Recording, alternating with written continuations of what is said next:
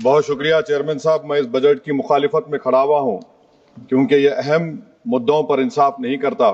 मिसाल के तौर पर सर, अगर आप देखेंगे मुस्लिम एनरोलमेंट जो यूडीआईसी का डेटा है 2021-22 का, मुसलमानों का एनरोलमेंट गवर्नमेंट का डेटा बोलता है प्राइमरी में 15%, यूपी में अपर प्राइमरी में 14%, सेकेंडरी में 12% और हायर सेकेंडरी में 10%। प्राइमरी से लेकर हायर सेकेंडरी तक आते सर 5% की गिरावट होती है। वही सरकार का एआईएसएचई का डेटा है 2020-21 का, 2016-17 में मुसलमान 4.87 थे एजुकेशन में, 19-20 में बढ़कर 5.45 हुए और 2021 आते आते सर वो 4.64% हो गया। यानी जहां पर मुसलमान 2019-20 में 19,21,000 पे आगे, यानी 1,79,000 की गिरावट आई। ये क्यों हुआ सर? ये इसलिए हुआ क्योंकि ये मोदी सरकार तासुब और तंग नजरी के मुजाहरे करती है। इसी वजह से मुसलमानों अकलियतों में ड्रॉप आउट रेट ज्यादा है, लो एनरोलमेंट है और वो हायर एजुकेशन तालीम को मुकम्मल नहीं कर सकते। सर 3 स्कॉलरशिप स्कीमें हैं, 5 साल से cabinet committee of economic affairs in स्कीमों की मंजूरी नहीं दे रही है सर, 5 साल से। ये आपकी तासुब और नफरत नहीं है तो क्या है बताइए आप?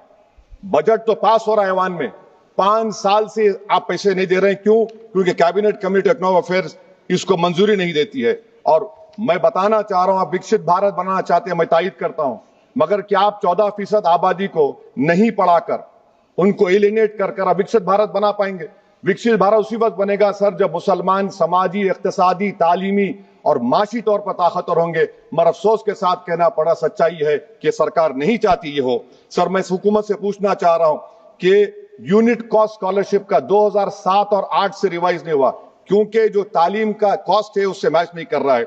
आप 3 स्कॉलरशिप को डिमांड ड्रिवन नहीं कर रहे हैं। 11 साल से आप 10 स्कॉलरशिप नहीं बढ़ाए, वही नंबर ला के रख दिए। मैं डिमांड ड्रिवन करने का मुतालबा करता हूं। सर प्री मैट्रिक स्कॉलरशिप को क्यों 9th और 10th से शुरू किया था? Sir highest drop out rate मुसलमानों का है और हमारे मसीहा वेस्ट बंगाल में बैठे, वहां पर ड्रॉप आउट रेट मुसलमानों का 23%, आसाम में 30%। आसाम की सरकार गोली मारने का वीडियो कम बनाएगी तो शायद मुसलमान पढ़ ले तालीम में। सर मैं मुतालबा करता हूं कि मौलाना आजाद फेलोशिप को दोबारा शुरू किया जाए ताकि अक़लियती और मुस्लिम बच्चे हायर एजुकेशन मुकम्मल कर सके। पेरेंटल इनकम आप इजाफा क्यों नहीं कर रहे सर? 1 लाख रुपए, 1.5 लाख रुपए क्या स्कॉलरशिप मिलेगी सर बताइए आप? और सर आपको मिसाल दे रहा हूं, आप तो काबिल आदमी है। 2022-23 में बजट था माइनॉरिटी मिनिस्ट्री का 5,000 करोड़, कितना आपने खर्च किया? 16%। 22-23 में सर बजट था 22-23-24 में 3,000 करोड़, 5% खर्च हुआ सर। 24-25 में बजट था 3,180 करोड़, 22% खर्च हुआ सर। पीएमजेवी के स्कीम है 1,914 करोड़, उसको आपने कम कर दिया 1,565 करोड़।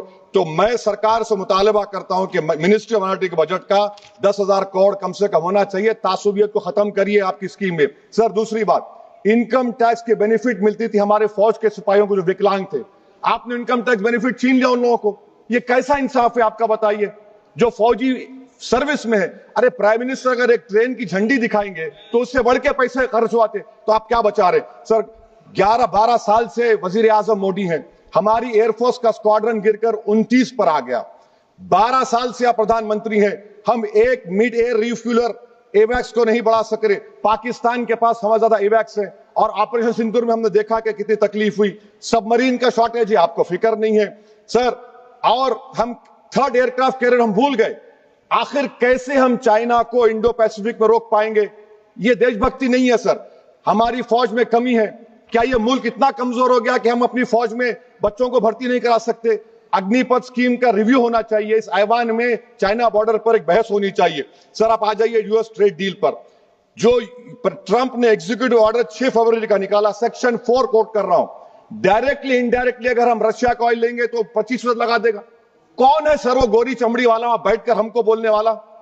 किस हमने इस मुल्क को आजाद इसलिए करवाया था कि वहां बैठकर बोलेगा मैं जिससे चाह तेल खरीदूंगा। तुम होते कौन हो? तुम मेरे माई बाप हो क्या?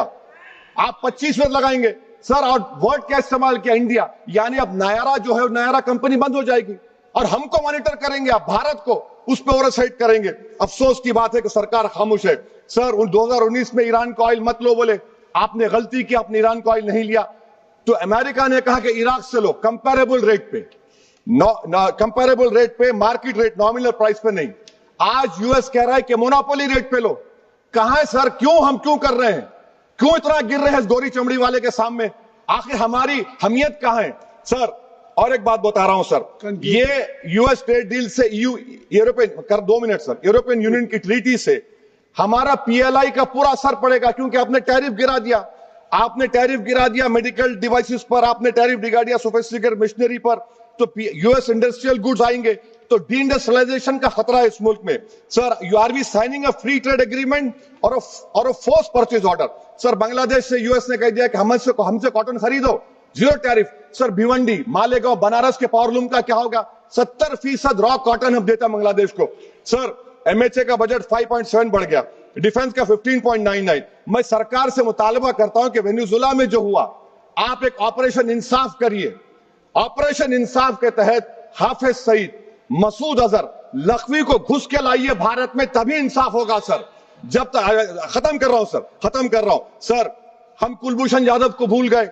वो कुलभूषण यादव जिसको आईसीजे में रुकाया, आखिर हम कब लेके आएंगे कुलभूषण यादव को? वजीर आजम इजराइल को जा रहे हैं, मैं उनसे ये मुतालबा करता हूं कि वो गाजा को जाए, 15 मिनट जाकर देखें, 60,000 फलस्तीनों खत्म कर दिया गया। और नेतन्याहू पर आईसीजे का अरेस्ट वारंट है, आईसीसी का, और आईसीजे में केस चल रहा है सर। तो मैं आपसे मुतालबा करता हूं कि वजीर आजम गाजा के बारे में देखें। मैं ज़ायनिज़्म मुर्दाबाद बोलता हूं, भारत जिंदाबाद। और ये सरकार तेलंगाना से नाइंसाफी कर रही है, कुछ नहीं दे रही है। बहुत बहुत शुक्रिया सर।